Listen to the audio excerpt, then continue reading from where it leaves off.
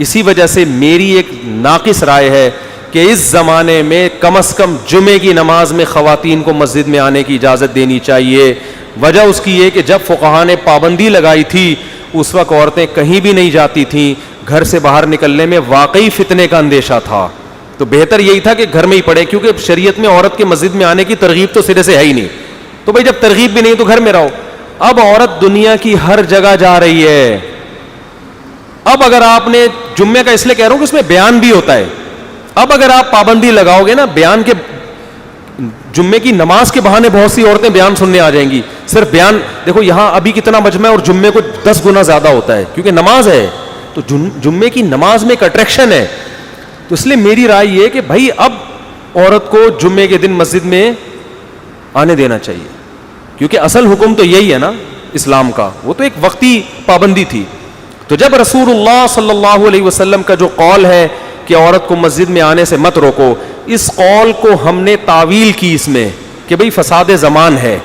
جیسے حضرت عائشہ نے فرمایا کہ نبی ہمارے زمانے کی عورتیں دیکھ لیتے تو پابندی لگا دیتے, تو امی عائشہ نے نبی کے قول کی تعویل کی نا کہ بھئی یہ اس صورت میں ہے کہ فساد کا اندیشہ نہ ہو. اب چونکہ فساد کا اندیشہ ہے تو اب پابندی لگ سکتی ہے. اسی بیس پہ امام حنیفہ نے بھی فتویٰ دیا کہ نہیں جانا چاہیے.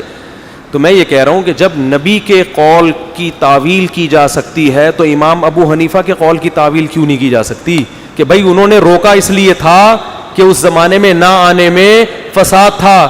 اب ہم نہ آنے میں آنے میں فساد تھا, اب ہم دیکھیں گے کہ آنے میں فساد ہے یا نہ آنے میں. آپ کہہ سکتے ہیں جب اس زمانے میں آنے میں فساد تھا تو اب کیوں نہیں ہے. میں کہتا ہوں اب یقیناً ہے, لیکن اب نہ آنے میں دوسری نوعیت کا فساد اور زیادہ ہے. دین سیکھنے کے راستے کیا ہو گئے, بند. لیکن ہمارے علماء پتہ کیا دیکھتے ہیں, اپنے گھروں کی خواتین کو دیکھ رہے ہیں, نہیں بھائی یہ تو مسجد ایک دن بھی نہیں گئی لیکن پھر بھی ماشاءاللہ اتنی نہیں گئی ہے بھائی, وہ یہ دیکھ رہے ہوتے ہیں. ارے میری تو بچی ماشاءاللہ ایک دن مسجد نہیں گئی پھر بھی ماشاءاللہ کیا ہے. ارے بھائی آپ باہر نکل کے ان کو دیکھو, گلی محلے میں جو رہتے ہیں, آپ کالج یونیورسٹیوں میں جاؤ, آپ کو پتا چلے گا ابھی دوپٹے کا مسئلہ نہیں ہے, ابھی کلمے کا مسئلہ بنا ہوا ہے. مسجد سے لنک کیا ہو گیا, ختم. یونیورسٹیوں میں پروفیسر ان کو ایتھیزم سکھا رہے ہیں, الحاد سکھا رہے ہیں, لڑکے بے حیا بنا رہے ہیں. مسجد میں امام کی تقریر ایک ایسی چیز تھی جس میں ان کو اللہ رسول سننے کا موقع ملتا تھا, وہ دروازے آپ نے بند کر دیے. آپ کہہ سکتے ہو میڈیا سے ضرورت پوری ہو سکتی ہے. میڈیا بالمشافہ بیان سننے کا آلٹرنیٹ بولو نہیں ہے. آپ ایک یوٹیوب پہ سنو الگ چیز ہے, سامنے سنو الگ چیز ہے. تبھی تو نبی صلی اللہ علیہ وسلم کے دور میں نبی کی مجلس میں آ کے بیان سنا کرتی تھیں. تو یہ میں اس لیے عرض کر رہا ہوں کہ جتنے لوگ بھی اعتراض کرتے ہیں, اب دیکھو بڑے بڑے علماء ہر محفل میں اس طرح کی جگہوں پہ جاتے ہیں.